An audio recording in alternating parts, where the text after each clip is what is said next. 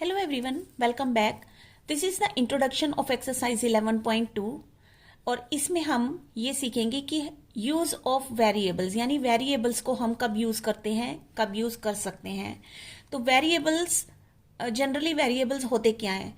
Variables are those value which can be changed and A to Z any small letter which they are called variables. Okay, so सबसे पहले तो हम देखेंगे कि geometry में हम कैसे वेरिएबल्स को यूज कर सकते हैं. तो ज्योमेट्री में लेट्स सपोज कि अगर हमें पेरीमीटर फाइंड आउट करना है, ये एक स्क्वायर है और इस स्क्वायर की एक साइड को डिनोट किया गया है, लेट्स सपोज कि एस से डिनोट किया गया है इसको. ओके, अब अगर हमें इस स्क्वायर का पेरीमीटर फाइंड आउट करना है तो हम कैसे कर सकते हैं? जनरली क्या होता है, पेरीमीटर क्या होता है? पेरीमीटर होता है sum of all the sides, और we can say that if it is a square then 4 into s. So perimeter of square generally हम इसे कैसे, इसका फॉर्मूला क्या होता है? 4 multiply side, S for side.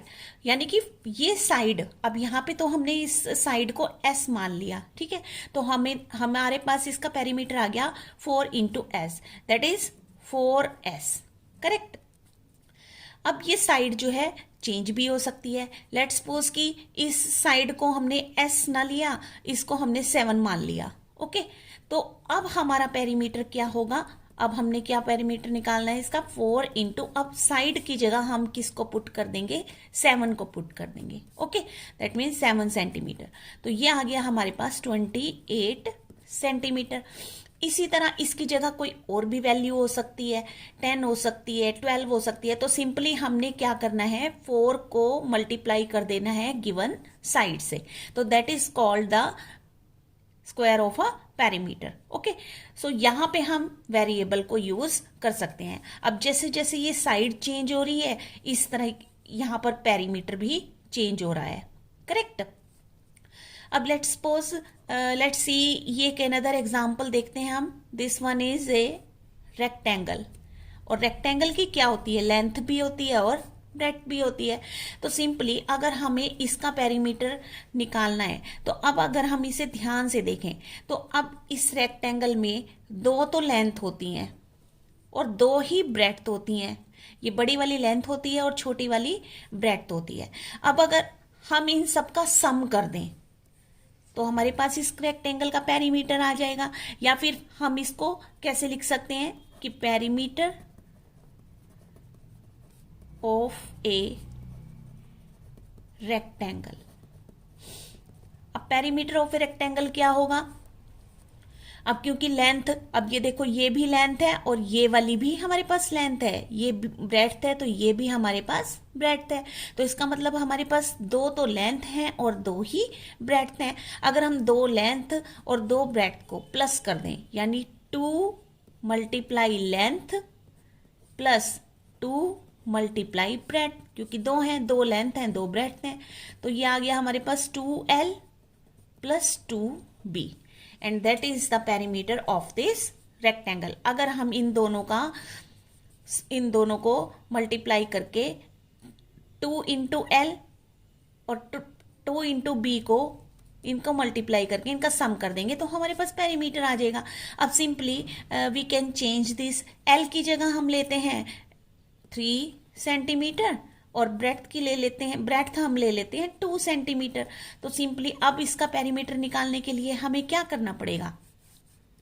अब देखो, 2 तो आएगा ही आएगा, ये 2. अब लेंथ की जगह हमें क्या लेना पड़ेगा? 3, क्योंकि अब हमने लेंथ की जगह जो साइड ली है वो 3 सेंटीमीटर है. सो 2 को मल्टीप्लाई कर देंगे 3 से एंड देन प्लस, और फिर अगेन 2.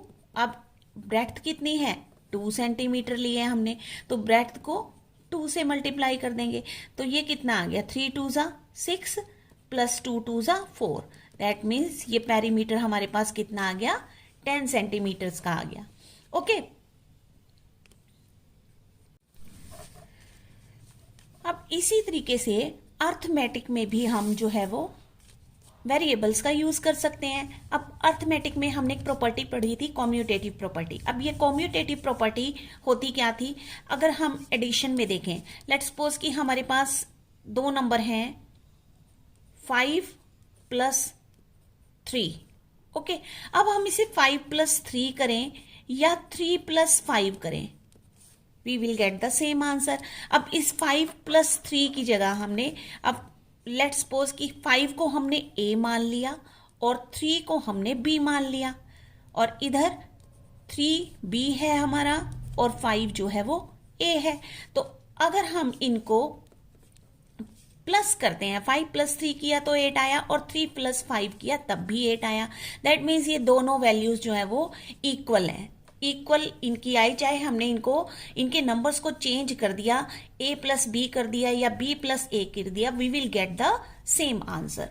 ओके, इसी तरीके से एक एग्जांपल और ले लेते हैं कि लेट्स सपोज कि अब ये a और जो b है ये हमारे पास वेरिएबल्स हैं। ओके, और इन वेरिएबल्स कैन बी चेंज, और इन वेरिएबल्स की जगह हम कोई और भी नंबर्स लेंगे तब भी हमारे पास रिजल्ट जो है वो सेम आएगा इन एडिशन में। अब लेट्स सपोज की सेकंड एग्जांपल ले लेते हैं कि लेट्स सपोज 3 + 4 ले लेते हैं।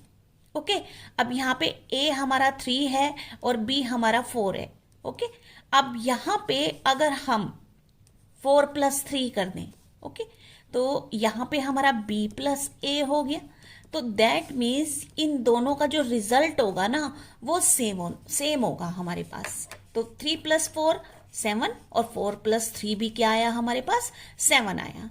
ओके, सो इस तरीके से हम एडिशन में वेरिएबल्स का यूज कर सकते हैं। इसी तरीके से मल्टीप्लिकेशन में भी कर सकते हैं। अब मल्टीप्लिकेशन में क्या होगा, लेट्स सपोज की नंबर लिया हमने 3 × 4 और इधर अगर हम कर देते हैं 4 × 3, we will get the same answer because 3 4 से 12 होते हैं और 4 3 सा भी 12 ही होते हैं। अब अगर हम 3 को a मान लें और 4 को b मान लें और इधर 4b है और ये a है, तो अब ये a × b और b × a, ये मल्टीप्लिकेशन में अगर हम इनकी जगह कोई भी नंबर पुट करते हैं तो उनका भी मल्टीप्लिकेशन जो है वो क्या आएगा, सेम आएगा, क्योंकि मल्टीप्लाई में भी ये प्रॉपर्टी जो है वो काम आती है। ओके, लेट्स सपोज कि यहाँ पे कोई और नंबर भी ले लेते हैं, 5 × 3 ले लेते हैं, ठीक है, और यहाँ पे 3 × 5 कर देते हैं। तो मल्टीप्लिकेशन में भी हम नंबर्स को चेंज करके, उनका प्लेस चेंज करके जैसे मर्जी उन्हें मल्टीप्लाई करेंगे, answer will be the same. सो 5 3 = 15 और 3 5 भी 15 हो गया। ओके, तो इस तरीके से। और एक प्रॉपर्टी और हमारे पास क्या होती है कि डिस्ट्रीब्यूटिव प्रॉपर्टी। अब इस डिस्ट्रीब्यूटिव प्रॉपर्टी में क्या होता है, लेट्स सपोज कि हमारे पास 3 नंबर्स हैं कि 2 4 + 3 ये नंबर है, यानी इसका मतलब हो गया 2 और ब्रैकेट के बीच में अगर कोई साइन नहीं है, ठीक है, तो यहां पे हमारा क्या होगा कि हमें 2 को पहले 4 से मल्टीप्लाई करना पड़ेगा और 2 को फिर 3 से मल्टीप्लाई करना पड़ेगा। अब देखो, अगर हम 2 को 4 से मल्टीप्लाई किया 8 आया और 2 को 3 से मल्टीप्लाई किया 6 आया, और इन दोनों का, क्योंकि इनके बीच में साइन कौन सा है, प्लस का है, और अगर हम इन्हें प्लस कर देंगे तो हमारे पास कितना आया, 14 आया।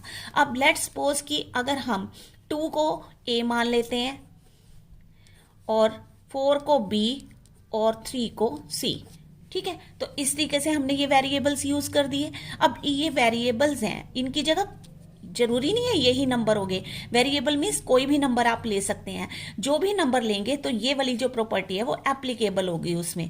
अब लेट्स सपोज कि यहाँ पे हम a की जगह 4 ले लेते हैं, ओके, और यहाँ पे b की जगह 2 ले लेते हैं और प्लस c की जगह हम 5 ले लेते हैं। तो लेट्स सपोज 4 2 = 8, सबसे पहले 4 को 2 से मल्टीप्लाई, फिर 4 को 5 से multiply, plus 20 and then you will get the answer 28, correct. अब इसी तरीके से हम ये अगर वेरिएबल को डिस्ट्रीब्यूटिव प्रॉपर्टी बनाना चाहिए तो क्या होगा, a को पहले b से मल्टीप्लाई करेंगे, फिर प्लस का साइन है, और फिर a को c से मल्टीप्लाई करेंगे, ठीक है ना। और इसको इस तरीके से भी कर सकते हैं हम कि हम ऐसे भी कर सकते हैं, ये तो प्रॉपर्टी से हो गया। और इसको हम ऐसे भी कर सकते हैं कि 2, सबसे पहले 2 और फिर ब्रैकेट के अंदर जो भी नंबर्स हैं उनका हमने क्या किया, प्लस का साइन है तो दोनों का सम किया, 7 आ गया। अब 2 और 7 के बीच में कोई साइन नहीं है तो मल्टीप्लाई का साइन है, तो दैट मीन्स ये 14 सेंटीमीटर आ गया। ओके, और इसी तरीके से इसको भी कर सकते हैं। अब देखो ये 4 है और ब्रैकेट में 2 + 5 है, दैट मीन्स 7। ओके, अब 4 × 7 कितने हो गए, 28। सो इसका भी आंसर जो है वो सेम आ गया। Okay, so this was the introduction of exercise 11.2। मिलते हैं फिर नेक्स्ट वीडियो में। Thanks for watching.